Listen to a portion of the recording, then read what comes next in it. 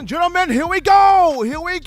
Friday, TGIF edition of the show on the eve of the Heisman Trophy presentation. And while Bryce Young is getting his pose on in New York City, you're rocking and rolling right here on the number one form, number one ticket for your Crimson Tide football news. In my own words, yours truly, Stephen Smith of Touchdown Alabama Magazine, bringing you the show from the magic city of Birmingham, streaming to you the show on YouTube. Speaking of the channel, go ahead right now, drop a thumbs up on the show, give a like right now, hit that subscribe button if you have not subscribed yet. Get all of your friends to subscribe so that you can have all of your news, notes, alerts, and coverage on your favorite program, that being Alabama football. Turn all of those notifications on. Hit that little bell so you can have all of your access. We got you covered also on Facebook and Twitter as well, streaming to you the show. We got a lot to get to here on this evening. A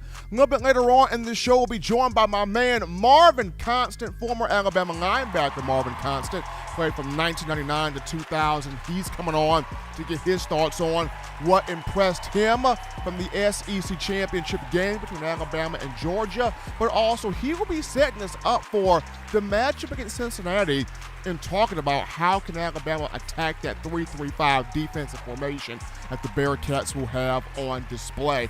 Want to hear from you guys tonight? Blow the phone lines up with your calls, your thoughts, your questions, all things Crimson Tide football. You can do that by calling 205-448-1358.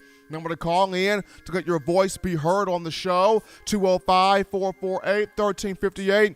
And one more time, 205-448-1358. Appreciate you guys on this evening. Daily Super Chat goes $75. Richard G is already starting us off correctly with that $5 donation, helping us out here on the show. And Brig Kilgore comes in here with that $19.99 in the Super Chats. Appreciate Brig Kilgore and Richard G showing love here on the show. Now, Brig Kilgore, you actually comment in the chat line. Can we talk about our Davey O'Brien Award winner, Maxwell Award winner, the potential Heisman winner, and how he's only a second-team All-American according to the Walter Camp Football Foundation, referring to one Bryce Young. I don't know why the Walter Camp Football Foundation did not put Bryce Young as a first-team All-American. They got Kenny Pickett of Pittsburgh as the first-team All-American quarterback, but it is what it is. Also, if you're not following our own Patrick Dowd, breaking news reporter for Touchdown Alabama Magazine on Twitter, follow Patrick Dowd right now. That's at Pat_Dowd77. At Pat_Dowd77. Patrick is live on location in New York City, covering Bryce Young, covering the Heisman. If you're not following our guy, follow him right now. He is on location in New York City, covering the Heisman Trophy presentations. He's been dropping some dope pictures here, some great pictures and video on the social media right there. But we're getting in our topic number one here of the conversation for tonight's show, and it goes to, more next man up type things for the Crimson Tide as the injuries are starting to kind of mount here for this season. And now it goes to the defensive secondary. Josh Jobe is out for the college football playoff. Jobe is out. The senior cornerback had surgery there on his foot, so he will miss the college football playoff. Jobe had been dealing with a turf toe issue against LSU. He dealt with it against Arkansas. Did not play his best ball in those two matchups because of the injury. But of course, with that, I guess a deeper foot injury has been compounded on the turf toe. He had surgery on yesterday, so he will not be able to participate in the college football playoffs. What this means with Jobe out, Kool-Aid McKinstry, freshman Kool-Aid McKinstry will get the start there in place of Jobe. Kool-Aid, 17 tackles in the year, 1 tackle for loss, a sack, 1 interception, 1 pass breakup. Kool-Aid made the All-SEC freshman team for his efforts going back to the Auburn game in the Iron Bowl. He had 2 tackles in that game, including a tackle for loss, 1 sack, a huge pass breakup in the 4th overtime period, preventing the Tigers from getting that two-point conversion, and that led to Alabama getting its two-point conversion. Bryce Young to John Mechie to win the game, 24-22 for the Crimson Tide at Jordan-Hare Stadium. But this is a big opportunity here for Kool-Aid McKinstry to show the Alabama fans why he was such a highly regarded five-star athlete, five-star recruit, big-time player in the 2021 class. So Kool-Aid will start here in place of Jobe, but now as we look at Jalen Armour-Davis in the secondary, J.A.D., the redshirt junior from Mobile, who's had a great season. I mean, 30 tackles this year. He's got 5 pass breakups, got 3 interceptions. He shares the team lead there where those picks are concerned. Armour-Davis has been dealing with a hip issue, did not play in the Iron Bowl against Auburn, did not play in the SEC championship game. Should be good to go for the playoff, should be 100%, but in the event that J.A.D. still is not all the way there in terms of health where the hip is concerned, keep your eyes on Kyrie Jackson, who would get that starting job there, taking over for Jalen Armour-Davis if J.A.D. cannot go. And Kyrie Jackson at 6'3", 197 pounds, a native of Maryland, went to 2 junior colleges. He went to Fort Scott Community College in Kansas in 2019 before going to East Mississippi Community College in 2020. And then signed, of course, with the Crimson Tide.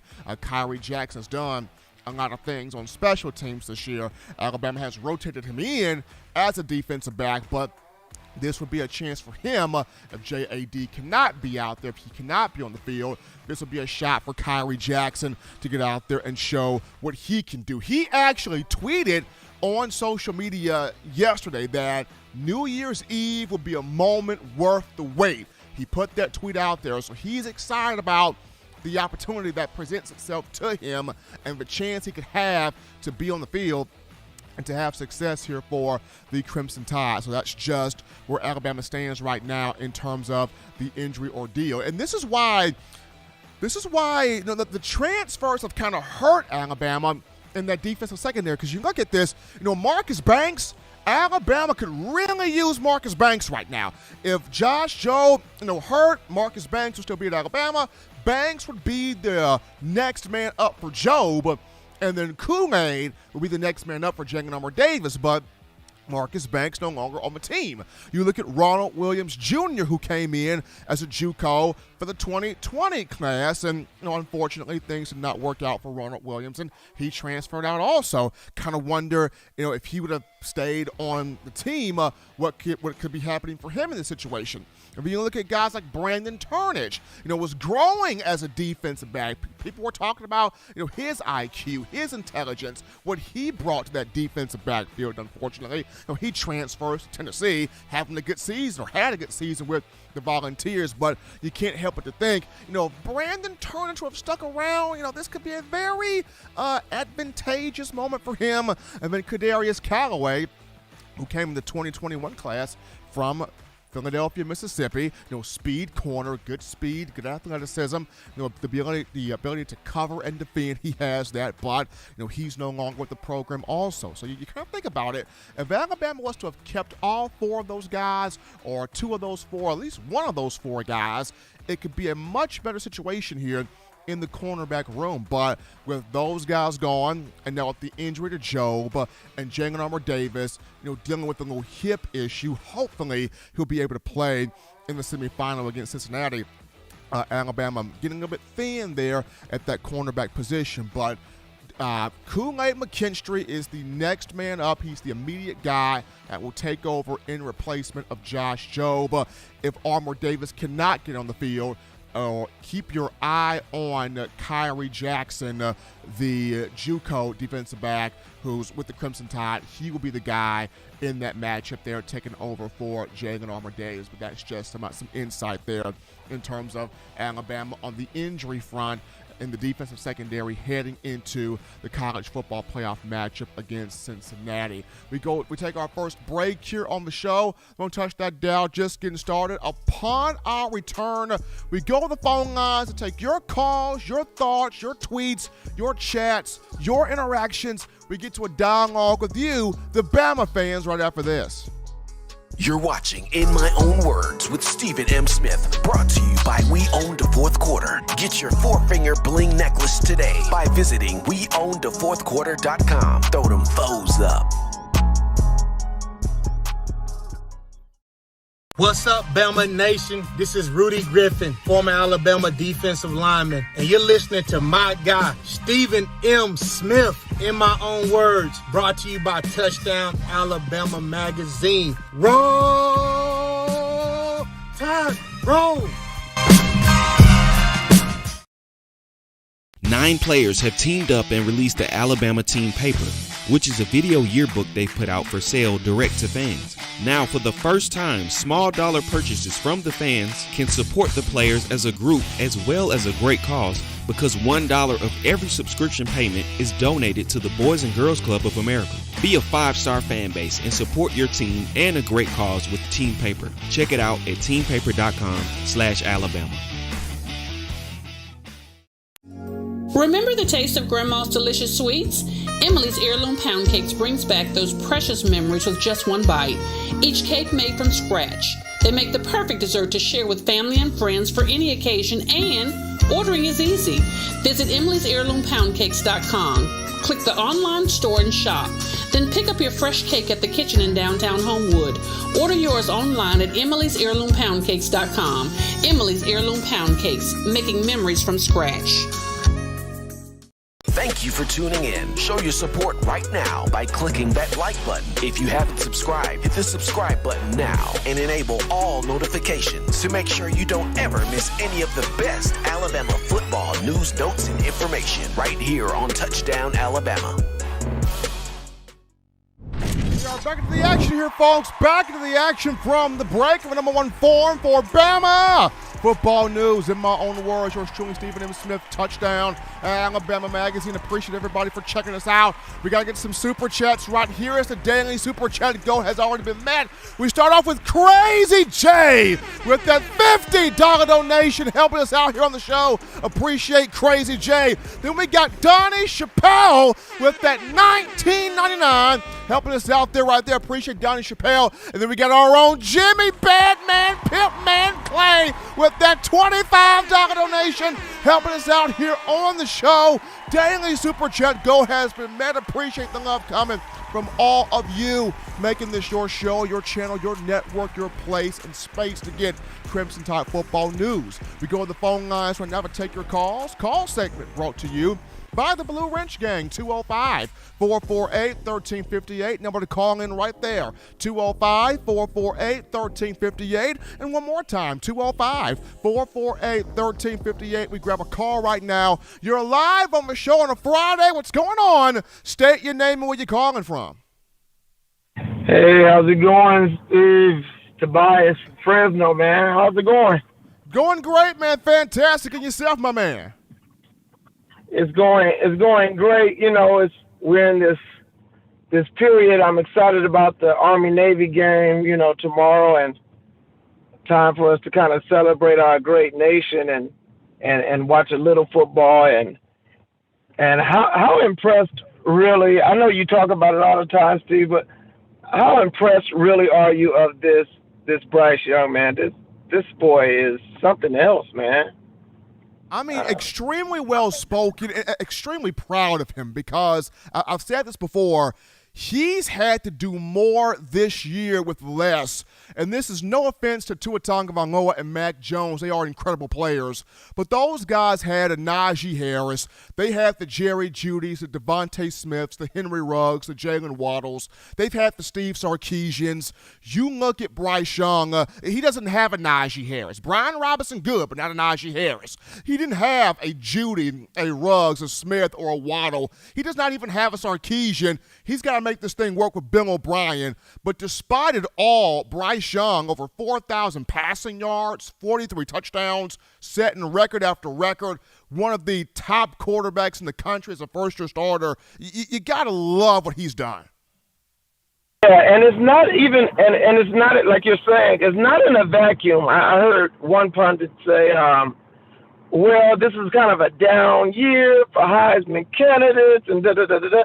But no, even with that, what he's been able to do as a first-year starter is just amazing. And I just can't wait to kind of track this kid's progress, next year, of course, with the team, and then on and on. And then, man, a lot of love going out to Josh Jobe, man. I know, we get on throughout the year and talk about him holding so much, all those penalties. I mean, that boy stay holding somebody. But, I'm an ex-cornerback, and I know what it feels like to get injured.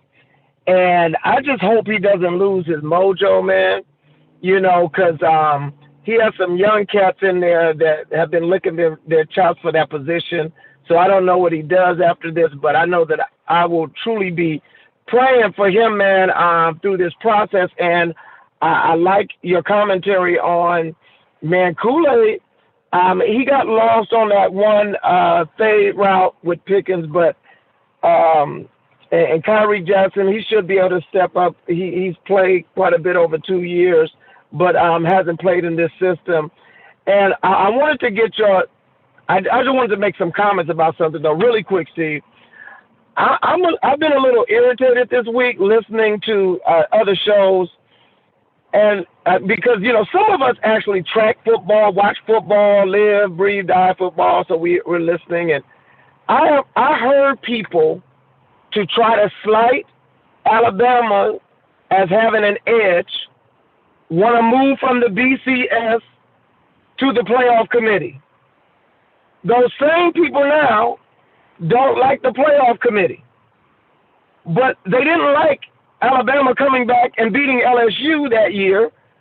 So they said, oh, no. We don't want to deal with the metrics. We need human eyes looking at this. So now we have human eyes. They don't like, we still ended up with Alabama and Georgia. So they don't like it. They tried to slide Alabama with recruiting, Steve, and said, oh, we don't like that Alabama was able to go get Josh Jacobs. He was a 3-star, and he was already committed somewhere, and they went and plucked him up. And so we have to do something against the big, bad, Darth Vader, this empire. We have to stop them. We need an early signing so that these empires can't get bigger. And what is Alabama doing now? We're still number one. So the rich keep getting richer, and these people that are pushing all of these ideas, and I know everyone is in favor of the playoffs, wonderful. But guess what that will do for those of you who don't want Alabama in it? It's going to put us in it. That's all you're doing. So it's just been a little irritating listening to all of these people now talk about they want to change the signing date. Now they want 12 playoff. Wonderful. Go ahead. You can make it 64 playoff. The whole season is a playoff. But that's fine. If you do that, that doesn't stop greatness. Nick Saban, greatest of all time. No way to stop him until he retires. Roll Tide. I'll hit you up in the super chat. Thank you, Steve, for all you do. Appreciate the boss from Fresno calling in. As long as Nick Saban is coaching the University of Alabama, people can be upset all they want to. Nick Saban's coaching this program. There's not much you can do because he's going to continue to get exactly what he wants, whether it's in recruiting, whether it's championships, it doesn't matter what it is. He's going to continue getting exactly what he wants out there in the college football landscape. We grab this call here. You're live on the show. What's going on? How are we feeling? State your name and where you're calling from. Steven, it's your boy, Coach Smook. What's happening, man? From the great state of Alabama, man. Hey, Steven, you know what, man? I love when Tobias call in and just spit straight facts, man. I live on the Georgia-Alabama line, man.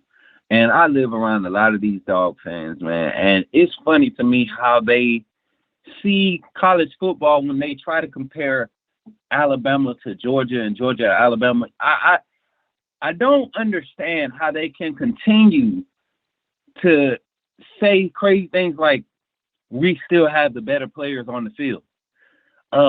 Things like we have the best players, and they throw awards up like Jordan Davis winning Defensive Player of the Year after he just got whooped in the Alabama game. Couldn't get one sack in the SEC championship game, the biggest game of the season.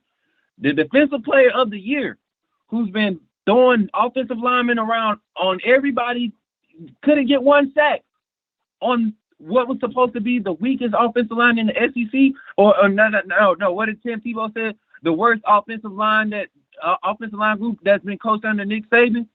Come on, man, and you gonna give that award? So I really appreciate the passion for people who understand football and actually watch football for what it is. But I do want us to take a moment, Steven. I know we lost Josh Jobe. Hey, y'all know how I feel about Josh Jobe. Everybody in this chat know how I feel about Josh Jobe. I hate that it had to be an injury to get him out the way.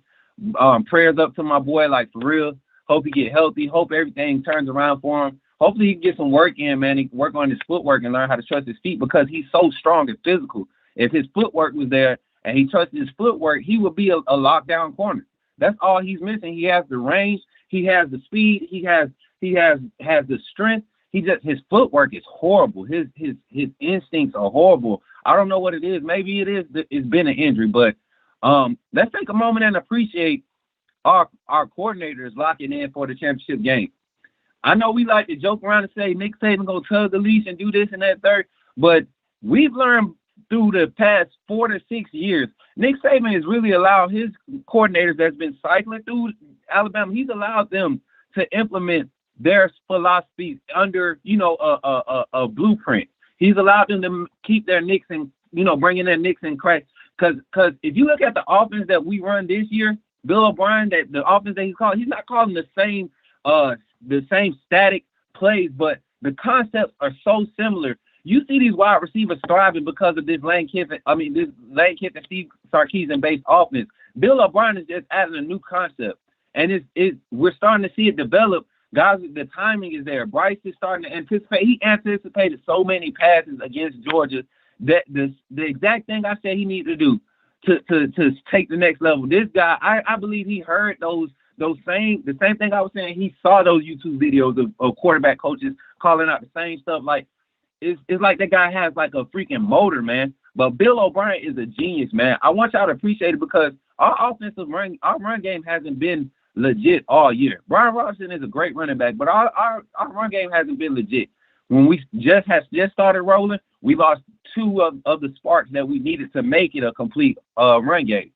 But Bill O'Brien still has devised the offense to extend the run game and still allow the rushing game, the traditional handoff game, be effective.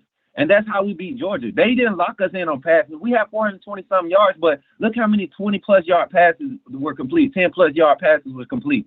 So we got to take a moment and appreciate our coordinators. Pete Golden called a lights-out game from Auburn all the way up to the biggest games of the season. He's shown up. And these guys are buying into it. I think just the standard has been reestablished at Alabama in that locker room, and we as fans need to appreciate it. So, Steven, I did have a question for you. Is Malachi Moore hurt? Because I went back and I watched the SEC championship game, and I'm like, wait, the whole night I didn't hear no Malachi. I didn't see him. So I didn't know if you had any insight of what's going on with Malachi. But thank you for taking my call, Steven. And as always, man, I appreciate the TDA fan base, bro. I love this show. I love what you guys are doing. And Justin, man, he be getting the inside scoop on these recruits, man. These UGA fans hate when I have the inside scoop on these recruits. They hate it. So Justin, keep giving me the cheat code, bro. I appreciate you, man. Absolutely, my man. Senator Hines calling in. We're going to actually get into the updated information on Malachi Moore in the next call segment. Got a little insight there from my guys inside the program on what's been kind of ailing, what's been bothering Malachi throughout his sophomore season with the Crimson Tide. Got to shout out Mechanic with that $25 donation. Mechanic helping us out here on the show. Appreciate the love there from Mechanic. And also my man Big Bill. Bill from New York with a $5 donation. Bill from New York. Appreciate the love coming from him, as well as John got the horn going now.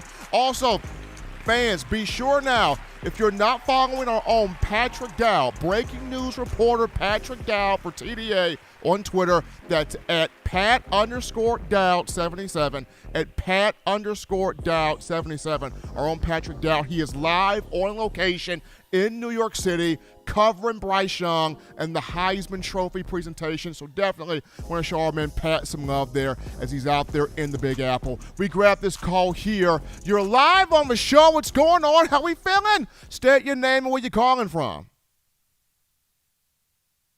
Hey, what's up, Steven? This is Ned Gatson, man. I'm calling way from El Paso, born and raised in Montgomery, Alabama, Roll Tide.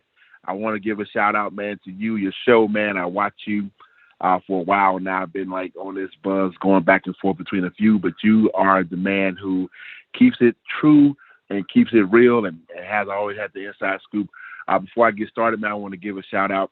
Let's continue to pray for Demarius Thomas and this family, the Bronco family, man, up there in Denver, man. Also, great wide receiver, man, and he's gonna be really missed, man. I love his gameplay, and he brought so much to the team. Man, it's unfortunate that he lost his. He passed away. Just keep our prayers out to him. And then let's go into it, man. Yes, we're going from the west side, man. South Lawn, you know it. So listen, first things first, man. I can appreciate our season. I can appreciate the loss because it set us up for the greatest comeback in this time that we have ever recovered from. When we lost to LSU back in 2011, the 9-6 game, the field goal game, if I'm correct. From the time we lost to Ole Miss and Mississippi State those years, they were both comeback seasons, but I think this one was the best one. I think we let everybody else be number one that could be number one. But at the end of the day, we came back to the top as we were supposed to be because we are who we are. We are Bama. Our DNA, our just how we are, the discipline, everything that we have going on since I've been a fan. I've been a fan man since '82. I've met Coach Van Bryant. Not Van Bryant. My cousin Earthquake Westone was recruited by Van Bryant back in the day. So I think you heard of him, a defensive player. But listen, I met. Also had the honor to meet one of Kool-Aid McKinstry's cousins today. I'm former retired military here, so I stay in El Paso because military town.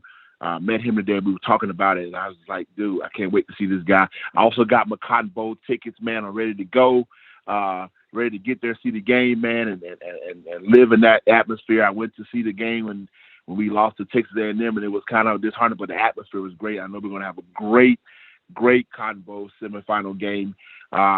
We showed up. As Smook said, we showed up, and with times we needed to, we shown up. In the times that we had to, and we stood out and stepped up, and like I said, Josh Jobe, prayers to him, man, and now it's time for the other guys, as Coach Saban would say, next man up. That mentality is still strong. Man, listen, Bill O'Brien has done a great job, but like he said, Spook said, it's just a point of us adding different concepts now to the high power offense. I don't know about y'all, but next year's wide receiver core is going to be stupid. And I can't wait to see that, man. We got all these guys coming up, stepping up from JUCO, and making sure that we are going to be ready for this Cotton Bowl game, man. I'm excited, man. Listen, again, like you said, Malachi Moore, I'm trying to figure out what's going on with him, man. I know you're going to give us a scoop on that soon. Good to see my boy, name's slipping my head now. The outside linebacker coming back next week. You know what I'm talking about. Give me the name. Outside linebacker that's helping. That helps. What's the name on the other end? He'll be back for the game. Chris Allen. Yes, sir. Yeah, can't wait to see him, man, back on the field, man. I'm up here watching Dad going Georgia Alabama game again. I don't think they were ready for us, man. I tell people all the time. A lot of Georgia fans here, they talk, man, we're gonna do this, we're gonna do that. I was like, I woke up last week, man. I was just so confident. I never doubted us because at the end of the day, it's all a mental thing. They have to understand that regardless of how we lost to Jimbo, Nick Saban is the daggone. He is the former coach whisperer, bro. He is Sifu. He is the mighty sprinter, man. And I don't care who we are. They gave everybody the recipe to beat us, yes, but we still showed up. We still did it what we had to do. We still dug in deep. Those boys showed up so strong last week. I've never seen an offensive line play like they played last week in the championship game.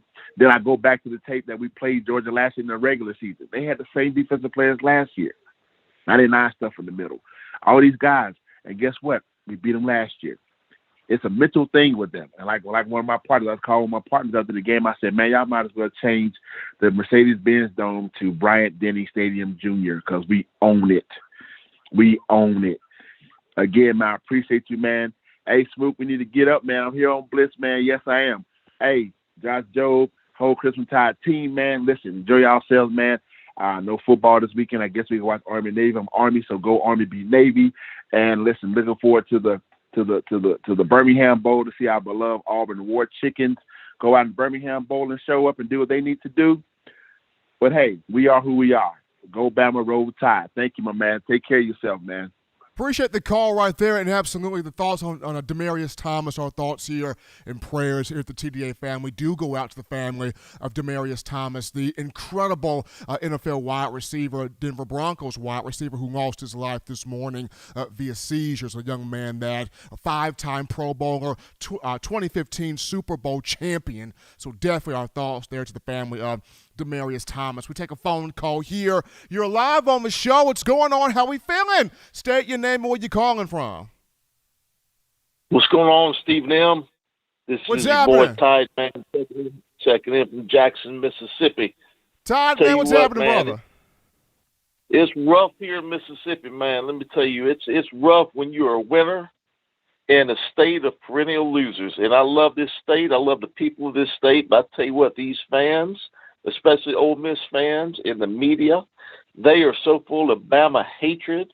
It is absurd, you know. And I'm mad, Stephen M. I am mad because it's not fair to these young athletes who work their tails off to be snubbed by some pencil-pushing media people that just don't like Bama, or people can call it Bama fatigue, Bama hatred, whatever, Bama bias, whatever you want to call it.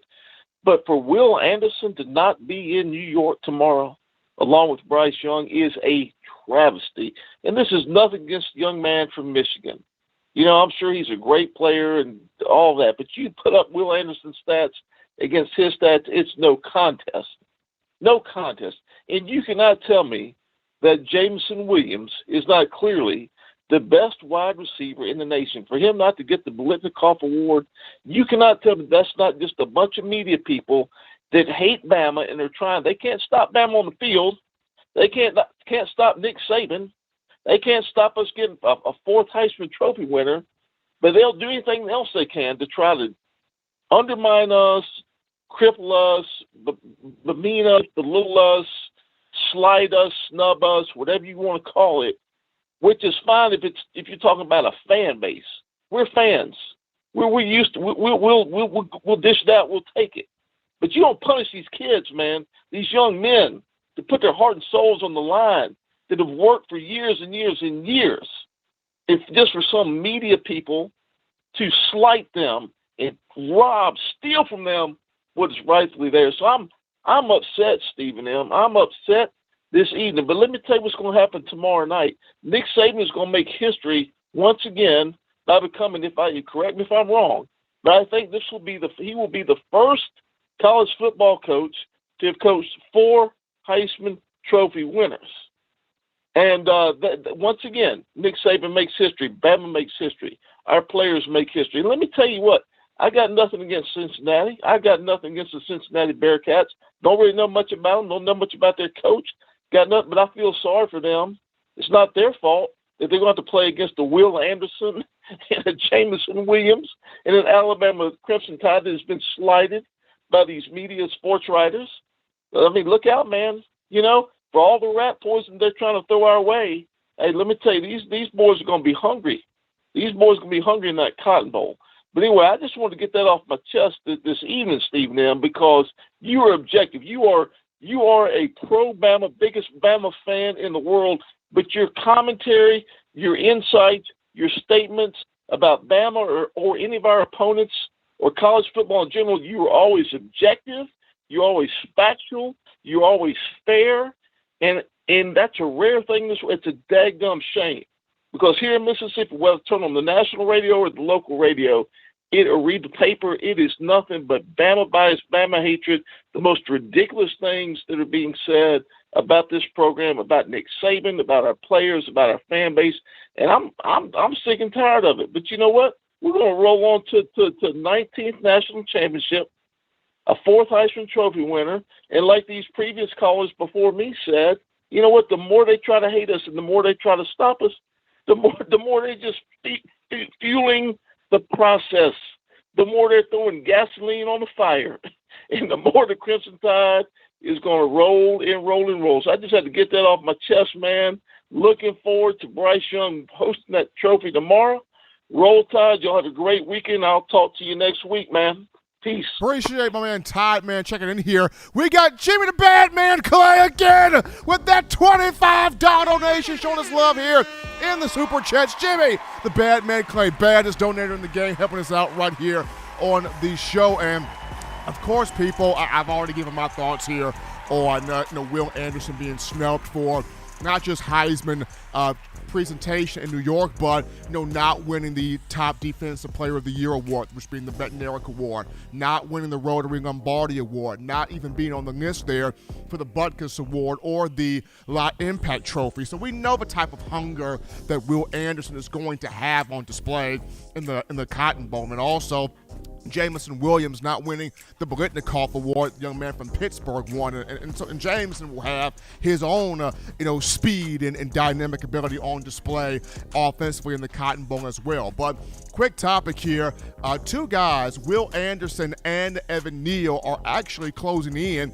on being unanimous All-Americans when you look at the selectors here that make these awards and prestigious things happen. So both guys were voted first-team All-Americans by the Football Writers Association of America and the Walter Camp Football Foundation. They need 3 more selectors to make them first-team All-Americans to be a unanimous vote there, and that would be the Associated Press, the American Football Coaches Association, Sporting News as well. So those 3, if they are named as first-team All-Americans by those last 3 selectors there, then those 2, being Anderson and Neal, will be unanimous All-Americans for the Crimson Tide. But they're closing in on that honor. So, folks, we'll take a break right here. Callers, hold on for these next 10 minutes. Hold through or call back in the next 10 minutes here. When we get back, we get with my man Marvin Constant, Alabama legend at the linebacker position, to set the stage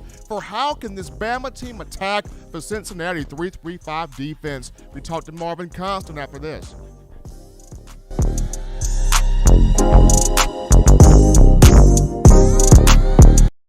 You know what we do at the start of the fourth quarter. We throw them foes up. But now you don't have to wait until the fourth quarter. Get your 4-finger bling necklace at weownthefourthquarter.com. It's the first and only logo that captures the essence of all Crimson Tide players and fans as we represent the legendary Alabama football fourth quarter dominance. Get your 4-finger bling necklace right now at weownthefourthquarter.com. Get yours today and stun on them haters.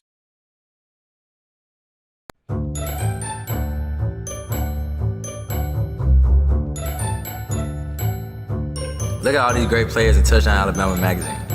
Man, wait till I turn up this year. I'm gonna be on the front cover. But what if Will goes off? Or Jobe, DeMarco, Chris, Tim, Christian. Don't wait. Order now at touchdownalabama.com or call 833-483-2624 today. Christian. And we're back in from the break of a number 1 form, number 1 ticket for all things Bama football news. In my own words, yours truly, Stephen Smith of Touchdown Alabama Magazine. Appreciate everybody for checking us out today. Fans, remember, if you're not following our own Patrick Dowd, breaking news reporter Patrick Dowd on Twitter for TDA, that's at Pat_Dowd77. At Pat_Dowd77. Show our guys some love right now. He is on site, on the ground in New York City, covering Bryce Young and the Heisman Trophy presentation there. But we go to the In My Own Words hotline to bring my man back into the show. One of the biggest, baddest linebackers to ever play for the Crimson Tide from 1998 to 2000. A guy that anchored that 99 defense that was first in the nation, or second in the nation. It's my man Marvin Constant in the building. What's going on, Marvin? Hey, brother, it's a pleasure. Thank you for having me. Absolutely. Got Marvin Constant in the building helping us out here on the show, in my own words, on a Friday if you're just tuning in. So, Marvin, after getting a chance to watch this SEC championship for yourself here, starting off offensively, what did you enjoy the most about what Bill O'Brien did, Bryce Young's performance, the offensive line, the receivers? What really had you overjoyed or excited about the way the offense performed against Georgia? The thing I enjoyed most was actually seeing them doing a lot of 2-by-2, two wides on both sides, spreading that defense out, making them have to run, exposing them to their weakness, which is conditioning, because they haven't played the entire game this whole season. So their game shape was terrible. So I knew going in, if they went to a 2-by-2 or a 3-by-1 set and spread those big guys out, making them run, that eventually that they would be tired. I thought it would be more along the lines of third or fourth quarter, not second quarter. And then they actually took advantage of the screen passes a lot too. So by spreading those guys out, you're making the big guys run, and the screen passes, you're making those corners and those safeties and those outside linebackers step up and respect that, which opens up the deep ball, which you've seen Jamison Williams catch 2 very nice deep balls. So, it's all about the scheme and how you set your team up to play. They did a great job at that. If you're just tuning into the show on a Friday, in my own words, yours truly, Stephen Smith, Touchdown Alabama Magazine. We got the man, the biggest, baddest linebacker to ever play for the Crimson Tide, my man Marvin Constant, on the phone lines right now. Marvin, flipping this now over to the defense. We've all had our statements about Pete Golding. We've made our points. We've had our words about Coach Golding, but he and that defense really did play an outstanding game against Georgia, pressuring Stetson Bennett, not allowing Zamir White, James Cook to run the football. I mean, Brock Bowers, the tight end, he had success, but when you're about 8 feet tall, there's nothing really much you can do there. What did you enjoy from the defensive aspect from Alabama against Georgia? The thing I enjoyed most was seeing them simplify the defense. They ran a lot of cover 3, a lot of cover 1, and mixed in some cover 0. If you notice when they were in that cover 1 with that whole player, you seen Battle with his pick 6, and you also seen him drop which one should have been an early pick 6, So, it's a lot easier when guys know what they're doing for them to play fast, hard, and physical. And you can run so many different defenses to the point where you confuse yourself, but you can also simplify defenses enough to where they look similar, but you're just running slight variations to confuse the opponent, which is what they did to Georgia. So that's why you seen Bennett throwing the interceptions that he threw, because again, cover 3, cover 1, and cover 0, they all look alike. You're just mixing them in. Occasionally, offensive run motion just to try to see if you're in man or if you're in a zone concept, but if you do your job and you stick to the principles that you were coached up on, you're going to be fine. And that's what they did. So I was extremely happy to see them out there playing hard, fast, and physical and not being confused and really simplifying their defense to the point to where they can go out and execute the way they needed to. Now, of course, Marvin, Alabama takes on Cincinnati in the college football playoff semifinal New Year's Eve at the Goodyear Cotton Bowl in AT&T Stadium in Arlington. And this matchup here, you got a Cincinnati team that's going to come in prepared. They're going to come in confident. Head coach Luke Fickell is going to play with a little man card. Here's our moment. Here's our chance to see what we can do out here against Alabama. They're going to run kind of a 3-3-5 stack defense. You've seen it a lot. You've faced it a lot. I'm pretty sure you've played in it a couple of times or at times in your career.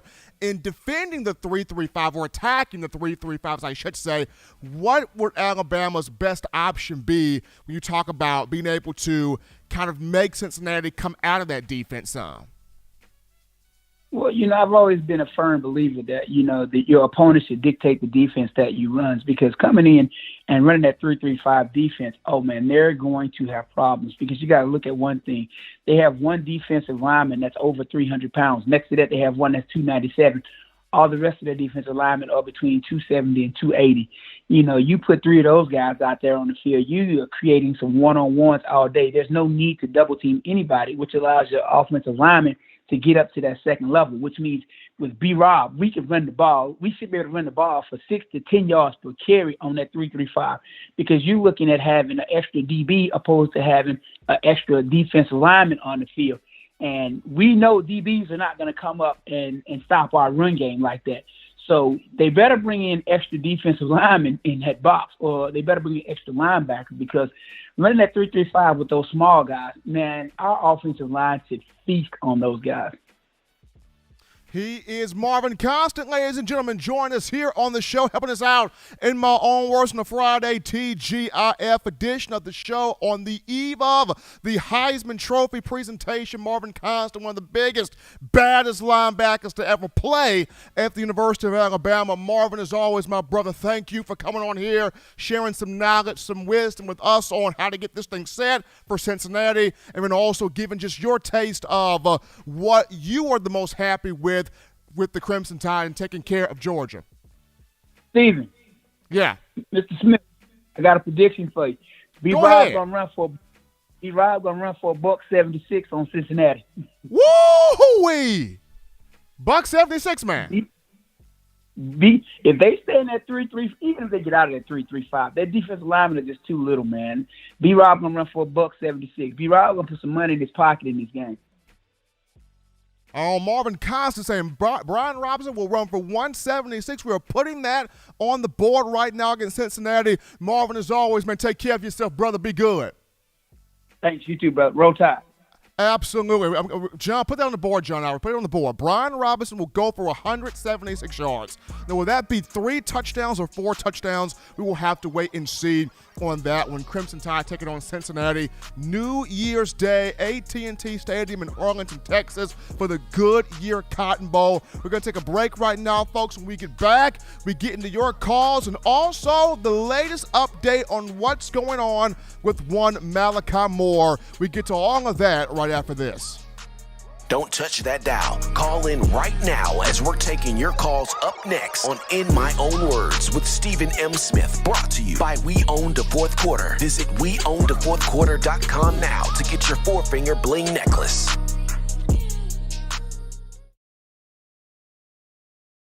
Every sports fan deserves the proper representation. Whitwell Sports introduces to you the Title Towel. Wave that Title Towel in the air like you just don't care in support of Nick Saban and the Alabama Crimson Tide. Only $9.99 and it lasts a lifetime. Head on over to WhitwellSports.com and get your Title Towel today. Touchdown Alabama Magazine is Alabama football's premier publication. A subscription to Touchdown Alabama Magazine is the perfect gift for any Alabama fan. For exclusive news and information, recruiting updates, a free annual print magazine, and more, go to touchdownalabama.com and click join. Only $7.95 per month, or pay $74.95 for a full year subscription. That's a yearly saving of $20. Go to touchdownalabama.com today and roll Tide. Thank you for tuning in. Show your support right now by clicking that like button. If you haven't subscribed, hit the subscribe button now and enable all notifications to make sure you don't ever miss any of the best Alabama football news, notes, and information right here on Touchdown Alabama.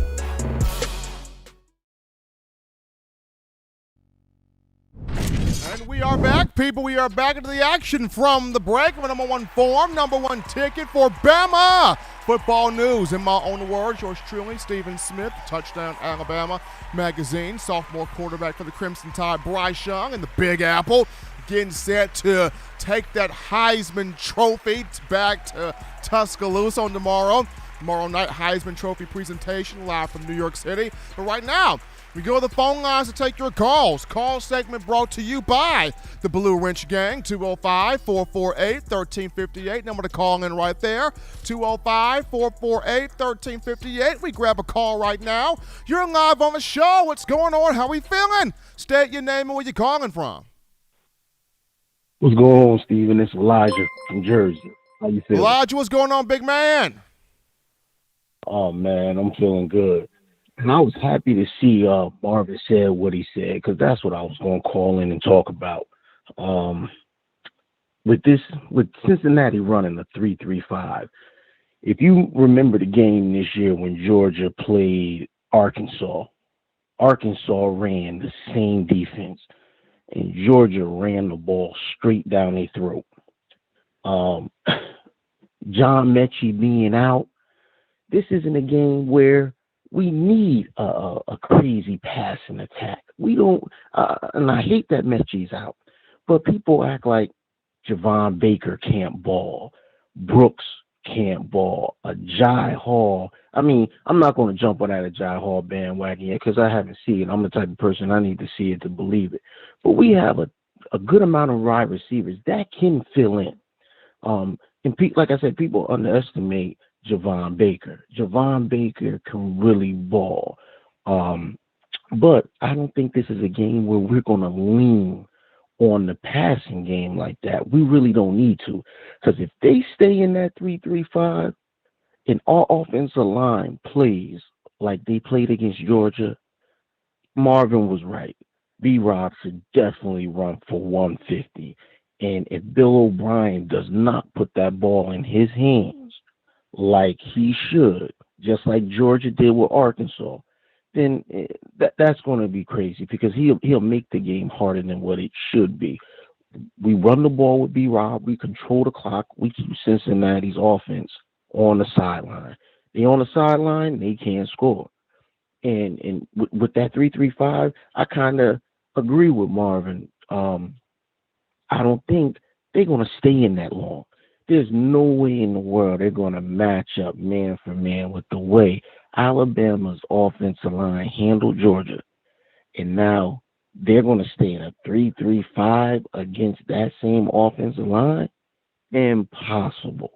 Like, their defensive coordinator need to be fired on the field if they don't come out of it by the beginning of the second quarter. You know, I just think this is a game where Mechie, we would love to have him, but this game, we won't rely on the passing game like that. This is going to be, we're going to control the ball, we're going to control the clock, keep it on the ground, and just ground and pound this one out, just like what Georgia did to Arkansas. But like I said, going into the championship game, we are going to need another receiver over there besides Williams. We definitely going to need somebody like Javon Baker to step up. We definitely going to need Heldon to step up. We definitely going to need somebody like Brooks to step up. That's kind of like a no-brainer, man, because a Georgia defense, we're going to have to spread them out like we did before. Michigan defense, we're going to have to spread them out a little bit. But this one right here, Cincinnati, if they choose to stay in a 3-3-5, they basically just giving us a path to the national championship game if they stay in that defense. But you know what I wanted to say, man? Like Malachi Moore, I'm gonna be honest. I loved how he played as a freshman, but so far this year, I'm kind of feeling how that other kid playing back there, that number 14. How he playing back there in that secondary, coming up, laying the wood. He's becoming a short tackler. I'm even excited to see the way Helms is playing. At the beginning, Helms was looking real shaky back there, him and Daniel Wright. For some reason, the secondary this last game has kind of, turned it around. I just hope that they could keep that momentum. And my last thing I want to say before I get off here is I ain't mad that, Alabama didn't rack up on the awards. Good they didn't give it to them because there's only one award that really counts, and that's the national championship. And by them people stiffing them on them awards, what's going to end up happening is they're going to come out hungry. They're going to come out with a point to prove. They ain't going to be content at all. And I think they're going to let the world know, hey, listen, y'all stiffed us. Now all y'all got to pay for it. Well, like I always say, Stephen A., you got a great show, and I appreciate you taking this call. Appreciate my man Elijah from Jersey calling in. Tobias Brookins from Fresno dropping in that 50-piece, that $50 donation, helping us out here. Appreciate Tobias showing love. I remember Ole Miss played in a defense similar to that 3-3-5 stack there, and Brian Robinson had a big day against Ole Miss, over 170 yards rushing against the Rebels. So if there's a chance for B-Rob to have another 150-plus yard rushing performance, this would be the time against Cincinnati. But also keep your eyes on Trey Sanders. I find this is also a game where Trey can get that ball and Trey can make some things happen out there on the field. But we grab this call here. You're live on the show. What's going on? How we feeling? State your name and where you're calling from. Hey, Stephen, this is Brig Kilgore from Coleman, Alabama. How you doing tonight, man? Brig, what's happening, big man? Oh, man, just cooking dinner at the house and listening to you. Man, I just want to call for real and just say I really appreciate the show that you guys do, everything that y'all do for Alabama fans. We really appreciate it. Super informative, super fun to listen to. Man, it really makes my week better. Normally I'm at work at night and I don't get to listen to you guys live, so I listen to it in the morning on the way to work. So it's really cool that I get to listen to you guys. I just wanted to say I appreciate y'all. But also I just wanted to see what your thoughts are as far as Shamar James and Damani Jackson as far as recruiting. I didn't know if there was any kind of news coming up about those guys. But I'll hang up, man, and I'll get off of here. I appreciate you taking my call, man. Y'all have a good night and roll tide.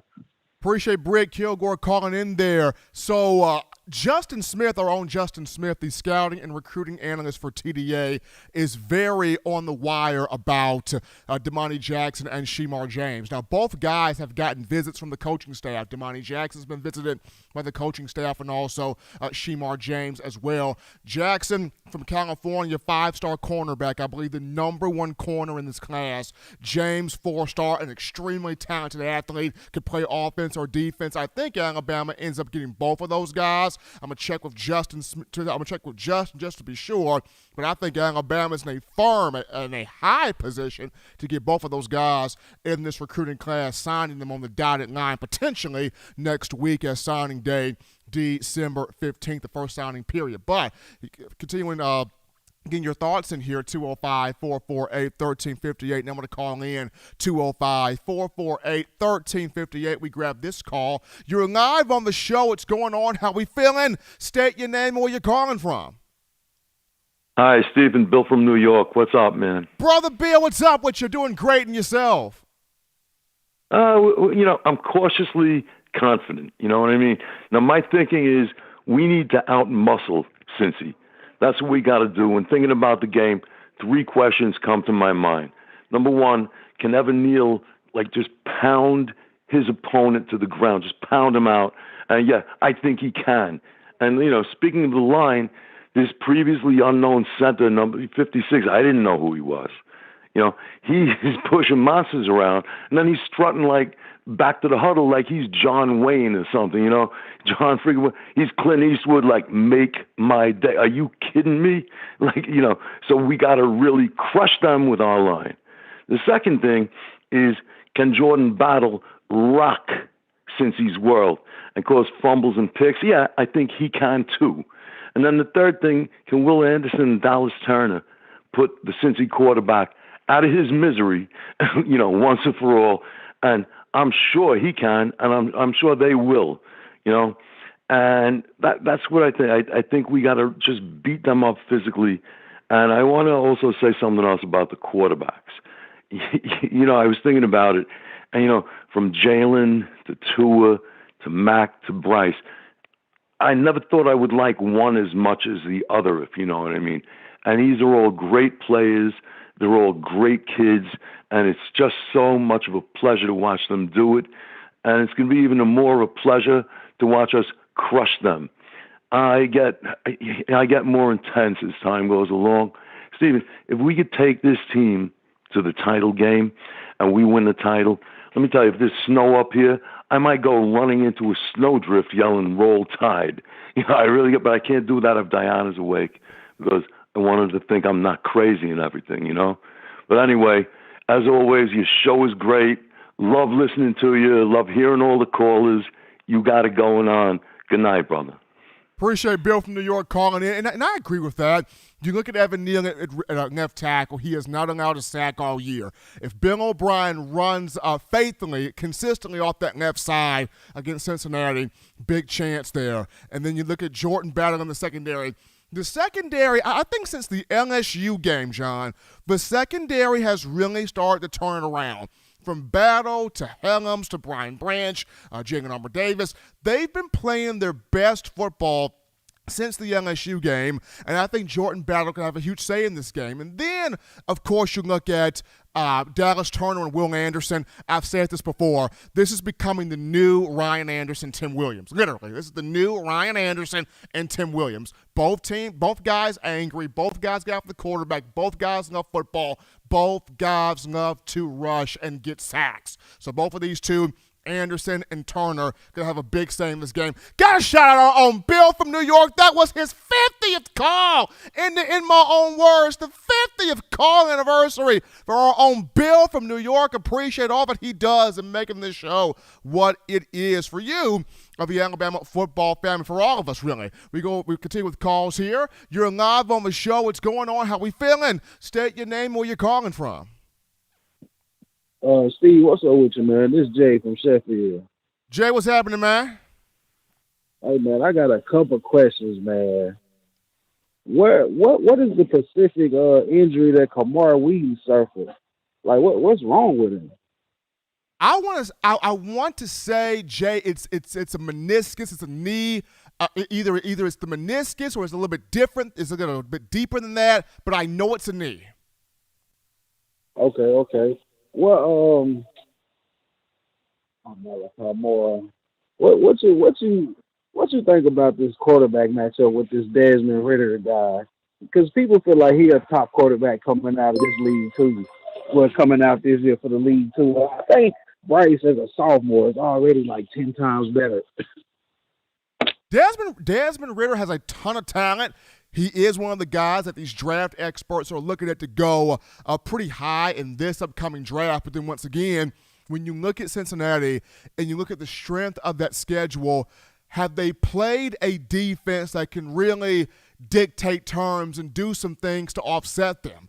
Yes, Luke Fickell is a good head coach. I mean, he's got 2 national championships under his belt as an assistant at Ohio State. But as the head guy here at Cincinnati, he's going to be going up against an Alabama team that's going to come in hungry with its hair on fire because it's been snubbed from awards, and because you still have a lot of people out there going, I still don't think this Alabama team can win a national championship. So Cincinnati's got someone's hands dealing with an Alabama team that's still trying to prove to people that you better respect this program and this team.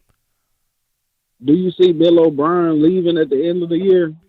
That's a good question. That'll be interesting because right now there's maybe 1 to 2 coaching vacancies for head jobs still open, but right now that'll be a good question. That'll be a good question to see after the offseason. But appreciate my man Jay from Sheffield there for that call, helping us out here on the show. We got to shout out Brent Kilgore, that $19.99 for Brent Kilgore, helping us out on the show. Appreciate the love coming from him. Got the horn there going from our man John Ivory. We're going to go to a quick topic right here, and this one is going on to Malachi Moore, the sophomore defensive back here for the Crimson Tide. After a great freshman season, we have not seen much of Malachi on the field, and the reason why, according to close people I have spoken with in the program, Moore is still suffering from a lingering back issue that he had back in the spring. Remember when Coach Saban talked about Malachi with a little back issue there? It's kind of a tricky type of injury. There are some moments you feel good. There are some moments where it could tighten up on you. And that's the reason why we have not seen Moore consistently on the field, and we've seen more of Brian Branch 14. Branch has been playing well, has been playing great ball at that star position, but the update on Moore, according to close sources deep within this program that I've spoken with, it's a lingering back issue that Malachi has been dealing with since the spring. So hopefully the young man can get healthier, can get stronger, can get back to 100%, because when he's out there, 13's a playmaker. When he's out there at full strength, 13's a baller. We saw it last year. 3 interceptions to lead the team. Freshman All-SEC, freshman All-American. Made big play after big play. Just been dealing with a slight little back issue there. So hopefully we get Alabama gets Malachi Moore healthy 100%. Back on the field, we can continue to watch him do his thing at that star position, that star role. But we continue with calls here on the show, 205-448-1358. Number to call in, 205-448-1358. We grab this call here. You're live on the show. What's going on? How we feeling? State your name and where you're calling from. Hey, this is Robert from Mobile. Rob, what's happening, brother? Hey, your previous calls have said that Alabama's main thing in this Cincinnati game is running the ball. Absolutely. I mean, the great Tulsa team that Cincinnati played a few a few weeks earlier, they got 297 yards rushing on this team. They got 300 yards rushing. Alabama's not going to get 200? I don't think so. Yeah, we should be able to run the ball down this team's throat. We should be able to push them around and manhandle them. I bet you will be missed later down the road in the playoff, but he shouldn't be missed in this game against Cincinnati. So Bryce too nice. Probably won't need him to get 400 yards in this game. Although, hey, if you get it, that's great too. But we should get 200-plus yards rushing from Brian Robinson and from Trey Sanders. It should be that kind of a game. And with Bryce winning the Heisman, I'm going to say it.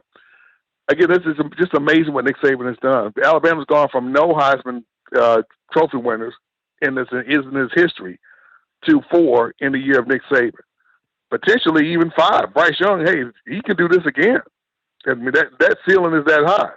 We all have to remember, this is supposed to be our rebuilding year. And still Bryce Young has taken us to a championship. I mean, to the playoff. It's just been a remarkable season. He definitely deserves to win the Heisman. It's unfortunate Will Anderson is getting caught up in the Alabama fatigue that's going and the politics of Heisman voting that's not going to allow him to get invited to New York. But he knows who he is, and he knows what he's going to show out the rest of the season to show him, hey, all these awards I didn't get, you're going to see who the best defender in the nation is. And I look for them to step up. I think the offensive line has the clue of playing against Georgia. I think the offensive line finally has it. And again, this game against Cincinnati, they haven't seen anything like Alabama. So yeah, you had your fun. It was nice, but you're gonna come down to reality. Again, if Tulsa hit you for burning you for 300, we're gonna burn you for 250, 300 also. So that's the kind of game I'm looking for out of this Cincinnati game. Absolutely. Robert from Mobile giving his thoughts here on the show. In my own words on a Friday, yours truly, Stephen M. Smith, Touchdown, Alabama Magazine. Yes, Bryce has a chance to go back-to-back Heismans when you look at next year. Tua Tagovailoa should have had the Heisman in 2018. Unfortunately, that went to Kyler Murray. So when you think about it, Nick Saban potentially could have, 6 Heisman Trophy winners? I mean, that's insane when you think about it. But we take a phone call here. You're live on the show. What's going on? How we feeling? State your name and where you calling from. Hey, what's going on, Stephen, man? It's Donnell from Birmingham. How you doing tonight? Doing great, Donnell, and yourself, brother. Man, I'm doing great, man. Enjoying the show tonight, man. It's some great commentary, man. I just want to I agree with the brother that was on last, man. He is absolutely right. I totally agree with that. If Tulsa put almost 300 yards rushing on Cincinnati, man, we definitely can do the same thing or more because of the defensive scheme that Cincinnati has. I've been looking at some film. I've been looking at some games that they have, man. Everybody was talking about, Cincinnati, they just kind of rolled over Notre Dame, man. But we have to look at the thing. Notre Dame, man, they don't have a defense anyway. I was looking at the things, man, the defense for Notre Dame, I was just talking about that game. That particular game, man, they just, they didn't play well at all. So it made Cincinnati really look really well. But at the same time, man, Notre Dame didn't have like this stellar defense. These guys are, like middle of the road, nothing taken away from Notre Dame, but just compared to other defenses, they're just not the top, man. So I agree with what everybody says, man. A great call with Marvin, man, one of the great linebackers from Alabama, man. He was totally dead on with the defensive schemes, man. If we come with the right game plan, we should take care of Cincinnati with no problem. And so I hope Bill O'Brien give the ball to B-Rob and to Trey Sanders. Taking them out 1-2 punch, just run the ball down their throat, control the clock, throw a couple of passes out here and there, man. We should control the thing. And the main thing we have to do is just contain the quarterback. Do some pass rushing, flush him out, and fluster him up, and we should control the game, man. So I'm looking forward to it, man. Hopefully, man, Kool-Aid will step up, man. Since is that right? Is Jobe out for Jobe is out. pretty Yes, much Jobe is out. Jobe he is out. Okay, I was just wanting to confirm that. So I think Kool-Aid, even though him being a freshman, man, I think Nick Saban got some confidence in him, man, got some trust in him, man. I think he'll step up to the plate, man. He's been really doing a good job this year. So shout out to Kool-Aid, man, and just shout out to all the guys, man. Hopefully we're gonna have a great game plan. Bill will call the right plays. And we'll just go ahead and take care of Cincinnati, man. But once again, Steve, I appreciate the call, man, and great show. And I'm gonna leave you with a quote from the great, not the late, but the great Rudy Tomjanovich. Never underestimate the heart of a champion. Roll Tide, brother. Absolutely. Down there with that great call there coming out of Birmingham, helping us out here on the show. And everybody that's been calling in, appreciate you lighting the phone lines with your thoughts and your opinions. We continue with calls. We take this call here. You're live on the show. What's going on? How we feeling? State your name and where you're calling from. All right, Steve. How's it going tonight, man? This is Sam coming from Dallas, Texas. How you doing? Doing great, Sam, and yourself. All right. Just wanted to say, man, everybody was spot on so far tonight, Steven, about everybody. But I want to emphasize, man, we have to be careful, man, and recognize that Kool-Aid can hold his own. And and you being, from Alabama, man, Kool-Aid's pretty good. And he has been on the field this year, and he has been holding it down. He was that guy that held it down against Auburn. He was one that in that corner that knocked down that pass. I don't think I think we may be underestimating old Kool-Aid around here. So he's going to do the job. He's the man for the job. Not only that, though, Stephen, but we want to make sure, that people understand that once we get up in points on this Cincinnati team, we won't be holding back. So like the previous callers have said, I think it's a good thing that they didn't give us all these awards that we were deserving of, because that's going to be that chip on the shoulder. That's going to be that rat poison, that yummy rat poison we're going to need going forward. So we're going to hold it down like that. And last but not least, Stephen, I want to say, man, I don't think the press guys give you enough credit. Not only are you good at what you do, my brother, but they got to understand when it comes to you, man, you Alabama through and through. And people don't give you that credit that you deserve, my brother. But keep up the good work, man. I'm praying for you, and you have an excellent platform. Thank you, sir. Appreciate Sam there from Texas calling in, showing love here on the show. Continuing getting the thoughts in, 205-448-1358, 205-448-1358. We take this call here. You're live on the show. What's going on? How we feeling? State your name and where you're calling from. Steven. Man, I meant to call you early, man. This low from Atlanta, man. Hey, I just got to say, I'm proud of the team, man. I've been listening to you all week, man. You know what I'm saying? I ain't want to call in, but I had to call in today, my guy. Very proud of the team, the defense and the offense. O'Brien called a hell of a game. So did Pete Golden as well. I want to give him some credit as well. Okay, you answered the Malachi Moore question. Good. What the hell is going on with Chris Allen, man? I understand that he broke his foot, but I injured my foot. I broke my foot one time, man. It took me about 2 or 3 months to heal. Now, granted, I didn't have Alabama facilities and the best doctors and all of that, and I was up and walking around. Not the, I understand he's I ain't gonna say much bigger guy, but he's a bigger guy than I am. But I would think 3 to 4 months is another time for you to heal a broken foot, man. You know what I'm saying? Like, did it get blown off? I just need to know, like, what's going on with my boy Chris Allen. As far as Cincy, I mean, everybody's right. I mean, I think we're just gonna run the ball on them. I thought we were gonna do that anyway, and now that I know that they run a 3-3-5 defense, I mean, we're definitely gonna run the ball. But yeah, man, I just need to know what's going on with my boy Chris Allen, man, because if he come back, it could be a real problem. Appreciate Lo from Atlanta calling in there. So the thing with Chris Allen is there is smoke to him potentially being on the field for the college football playoff. But the thing with Chris Allen is going to be, how will he be able to practice? Because he has not practiced since the injury against Miami. Alabama will return to practice on December 16th. So if he's able to get out there at 6'4", 242 pounds, if Chris Allen is able to get on the practice field, do some things, take part in some drills, move pretty well. If he's able to do enough to where the coaching staff is like, we can maybe push this, then we could see potentially Chris Allen out there on the field. But it all comes down to, starting next week, when the team gets back to practice, how much will Chris Allen truly be able to do on the field, and that will tell the tape right there. We're going to take a break here, folks, on the show. Don't touch that dial. When we get back, I'll dive into why this 2021 class, some guys from this 2021 freshman class, are about to have their input, their footprint on this college football playoff. We wrap things up with that after this.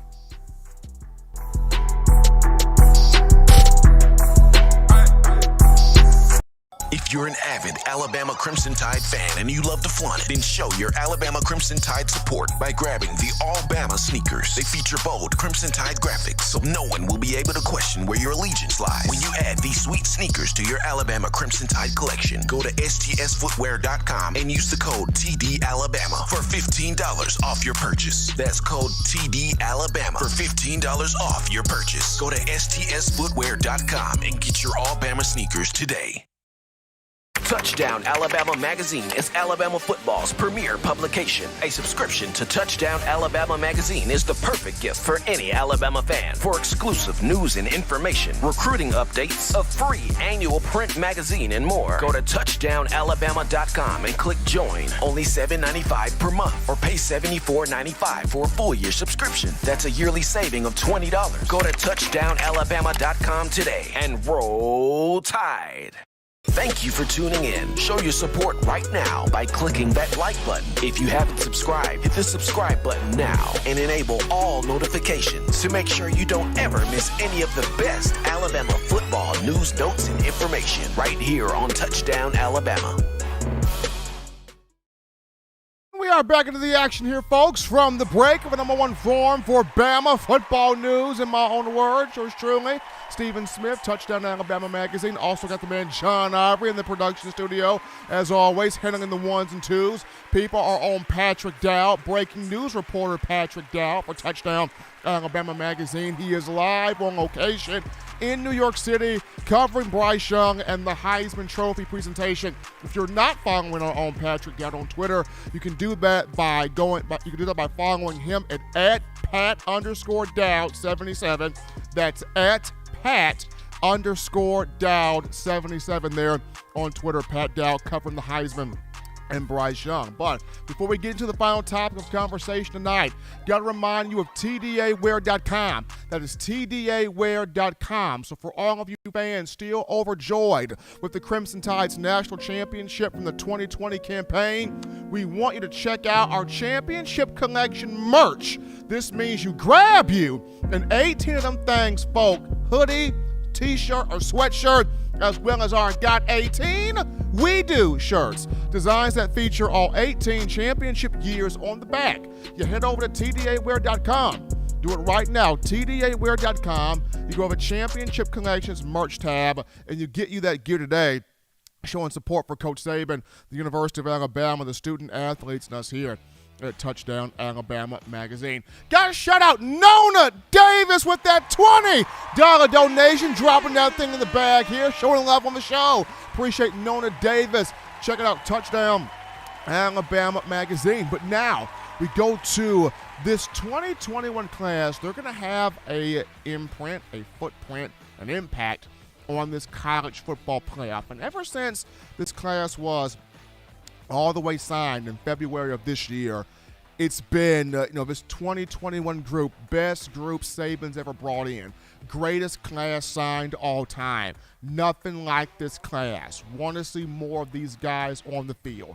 Can we get more of these young men on the field and seeing what they can do?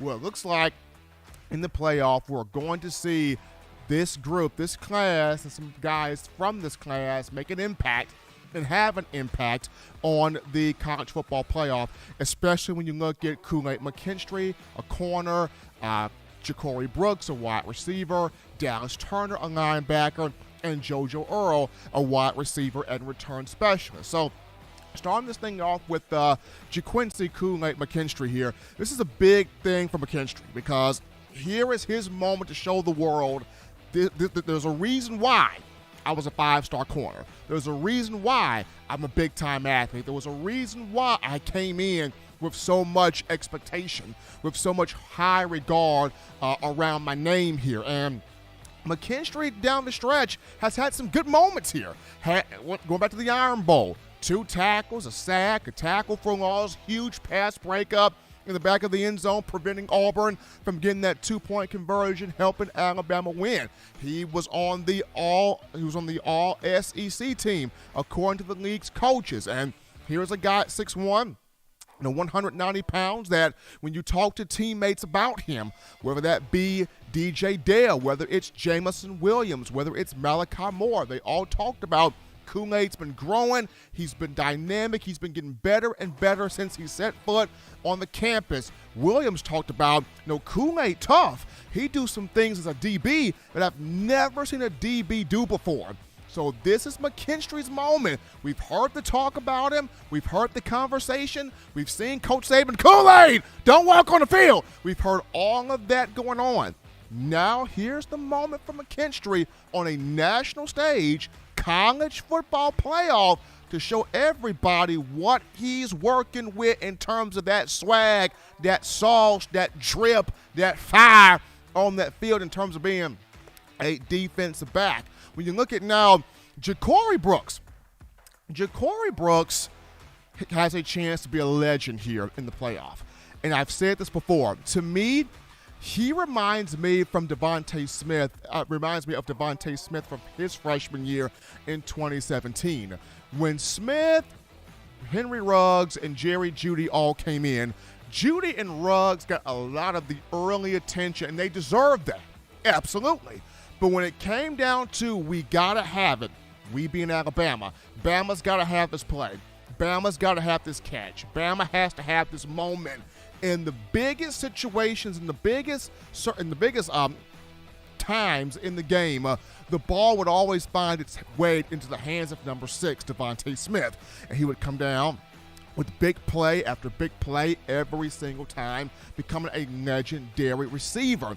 When I look at Ja'Cory Brooks at 6'2", 190 pounds, I see some similar traits here because Christian Leary, JoJo Earl, Brooks, and Ajayi Hall, they all came in the same class. But while Hall, Leary, and Earl all got the big attention, Brooks was kind of under the radar there, much like Devontae Smith. And Brooks, these last couple of games here down the stretch, has really come alive, especially in the Iron Bowl. 2 catches in that game, but both on that final drive, including the 28-yard touchdown catch to tie the game at 10 and send the game into overtime. So, and Mechie talked about it, Brooks' route running there, hands there, big body, playmaking ability. But to me, the understanding of knowing it's a huge moment and I gotta have the football. It's a huge moment and I want the ball in my hands. It's a huge moment. If there's anybody that's going to make a play, I'm the guy that's going to make that play. I think Ja'Cory Brooks has a keen understanding of this. So keep your eyes on 7. He's got a chance to be a little bit of a legend here in this college football playoff if the cards flow rightly for him. As we move now to Dallas Turner, the outside linebacker from Florida, Fort Lauderdale, Florida. This is a playoff for him. This is a big playoff for him. And ever since he got his first start there against Texas A&M, I mean, he's been big time all season. We're looking at 5.5 sacks for Dallas Turner. We're looking at 7 to 8 tackles for loss for Turner. I mean, the guy is teeing off from the quarterback. He and Will Anderson have been competing for sacks. It's like if Will can't get there, Dallas Turner's cleaning things up. And, Anderson talked about it. Football is fun for Turner now. I mean, it's always been fun for him, but he's having fun out there celebrating. He's having fun getting sacks. He's having fun making plays. There's no nerves. There's no anxiety. There's no, pressure. He's out there really having fun with his guys. And when you have a young player that's not only bought in, that not only works hard, that not only studies film, but he's having fun, that combination is detrimental for an opposing offense when you have a defender doing these types of things here. And, Turner, another one of those guys that made the All-SEC freshman team because of his effort, because of his performance, because of his play on the field. So keep your eyes on him in this playoff, getting after Desmond Ridder of Cincinnati. And if Alabama gets past the Bearcats here, whoever they face between Michigan and Georgia for the national championship, keep your eyes on Dallas Turner. And then last but not least, JoJo Earle. Coach Saban talked about it. Earle has been doing dry running. Earle has an opportunity to be in this college football playoff, be in the semifinal matchup, and have a shot, have a chance to get on the field here and do some things against the Bearcats, not only from a receiving aspect, but a punt return aspect as well. Earle was the third guy joining McKinstry and Dallas Turner on the All-SEC freshman team. So, Earle, quick twitch, fast guy. He's gotten some experience in the slot this year at receiver. He's gotten some experience as a return guy in the punt return game. As a receiver, Earle, I think 12 catches on the year for 148 yards. So, like I said, he's gotten some exposure. He's gotten some time out there.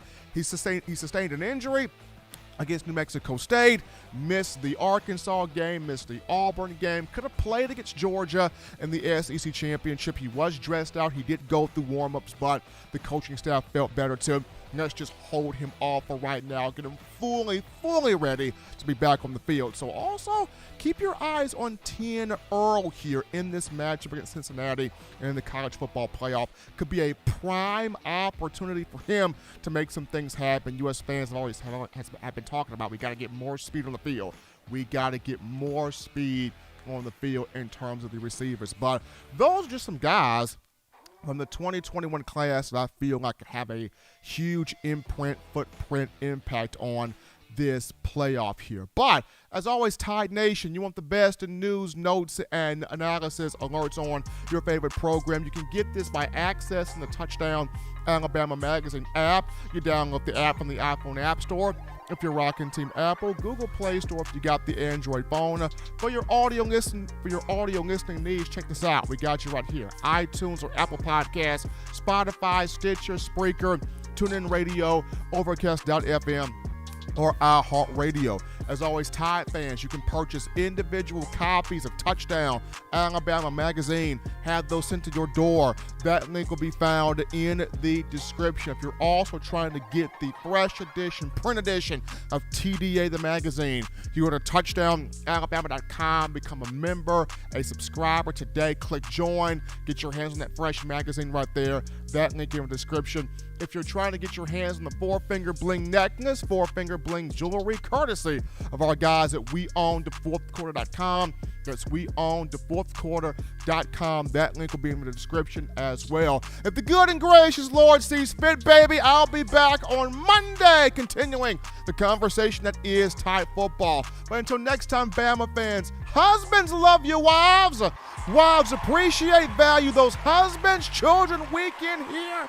Weekend is here, but continue doing the right thing, fun thing, smart thing, good thing, legitimate thing to not be bored. You grab you those 3 hearty meals a day, those 3 great laughs a day. You protect yourself.